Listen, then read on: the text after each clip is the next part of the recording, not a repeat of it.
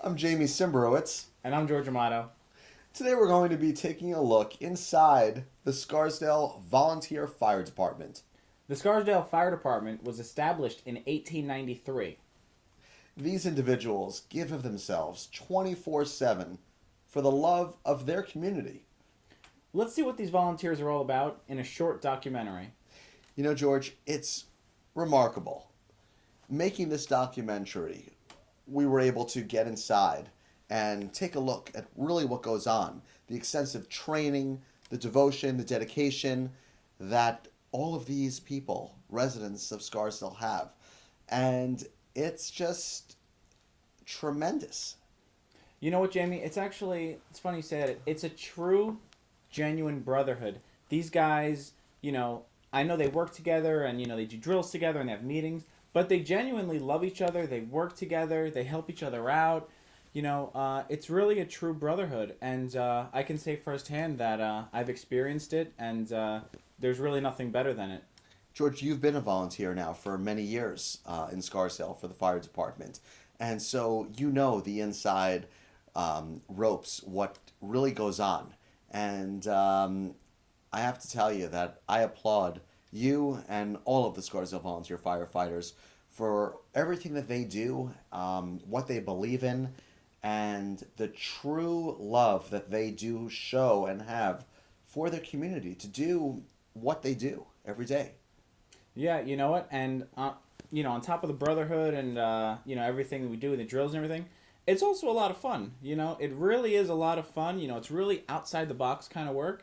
And it's just different, and that you'll definitely be able to see in this documentary. I can't wait. Let's take a look.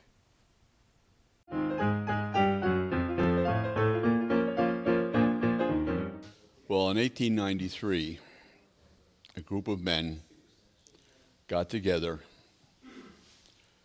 and incorporated and started the Fire Company, Fire Company 1.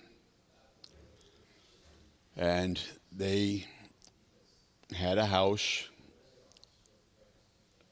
where the engine was kept on Sprague Road. This was the first firehouse. I believe this was the only firehouse in town back in 1893 when the company was founded. And there was a steel ring made from a railroad rail, and that could be heard all the way over into Hartsdale from Sprague Road.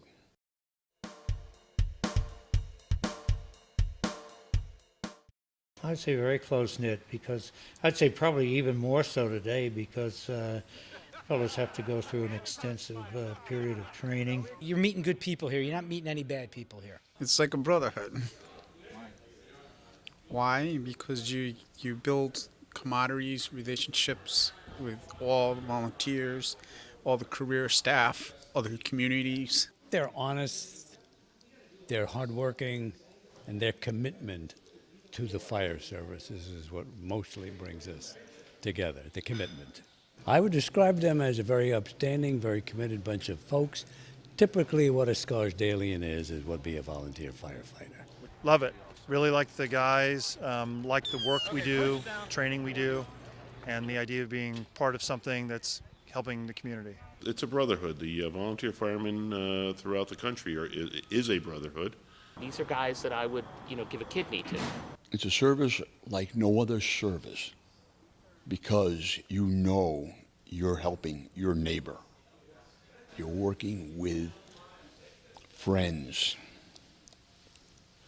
from the neighborhood. But moreover, these friends end up being brothers. And I like large families. They're a beautiful thing. And being a firefighter is a beautiful thing, especially here.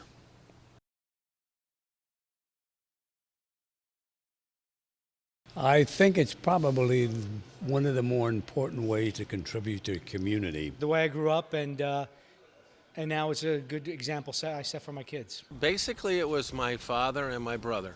My dad was a member of Company 1 for close to 50 years.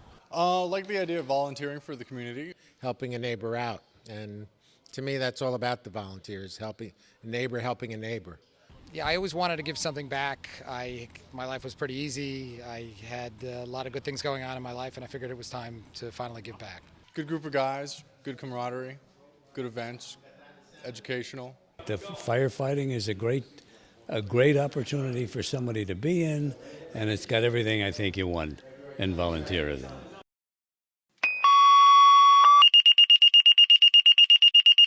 You get a little bit of an adrenaline rush because it doesn't happen all that often, but even when it does happen, it's pretty exciting. You know you're needed, and you sort of have to collect your thoughts and figure out what you're going to do next, and then hop in the car and go. Where's my gear? Is it in the back of the car? We have a few cars, so I got to make sure I'm ready. I jump in the car, the adrenaline's going a little bit, put the blue light on, and get to the fire safely as possible. 1 o'clock in the morning, 3 o'clock in the morning, 5 o'clock in the morning, doesn't make a bit of difference. It's sort of in your blood. It's just you hear the pager go off and you listen for the call and away you go. The adrenaline rush is still there after all these years. I carry a pager with me in the car, on my belt. Yeah, I get nervous, but it's more about the adrenaline rush and about, thinking about all the things that I might be seeing when I get to the fire scene. It's planning. It's really thinking about the fire as you're on your way. You need to have a healthy respect for even the most routine calls because you never know what it is that could hurt you.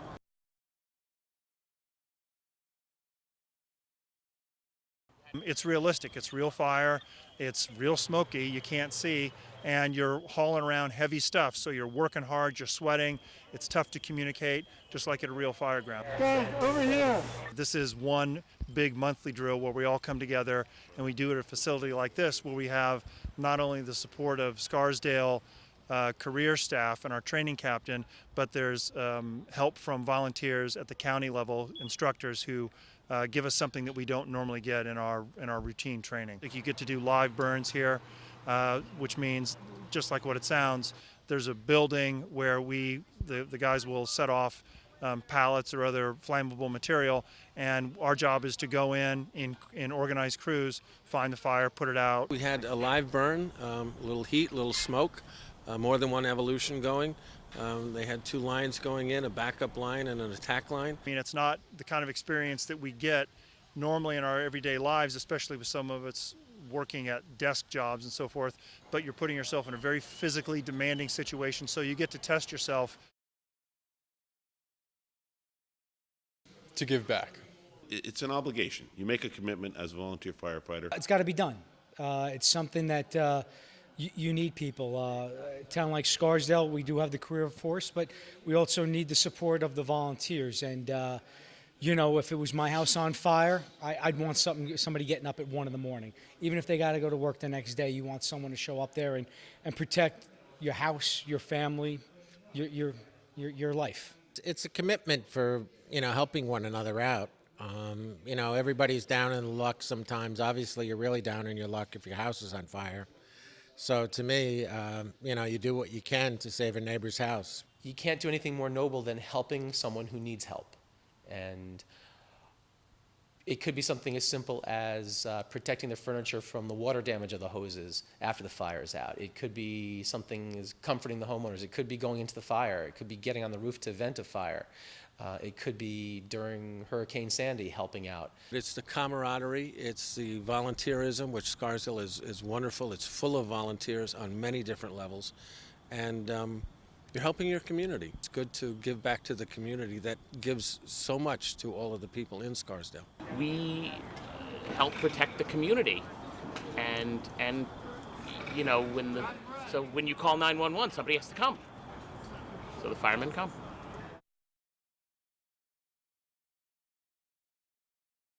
We lost John Afaro tragically last October due to a massive heart attack.